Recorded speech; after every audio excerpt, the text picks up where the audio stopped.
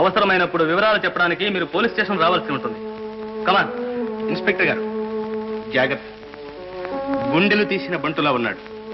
పట్టపగలు దొరలాగా సొంత ఇంట్లోకి వచ్చినట్టు వచ్చి దొంగతనం చేసి వెళ్ళాడు. ఎవరి కళ్ళు కప్పినా మా కళ్ళు కప్పడం కష్టం లేదు. ఎస్, కమాన్.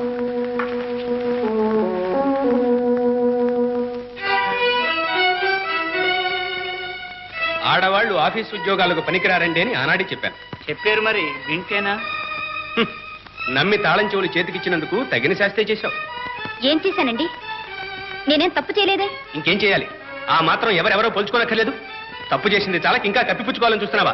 పైగా మాటకు సమాధానం చెప్తావా? తొందరపడుతున్నారు భానోజీ గారు. తొందరపడక ఇంత జరిగినా నీలాగా నిమ్మకు నీరెత్తినట్టు నిలబడమంటావా? యజమాని ఉప్పు తింటూ వారికే ద్రోహం తలపెడతావా? ఉప్పు తింటూ ద్రోహం చేయడం నా చేత కాదు. నీతికి నిజాయితీకి విలువ తెలియని వారి దగ్గర ఉద్యోగం చేయడం నా వల్ల కాదు.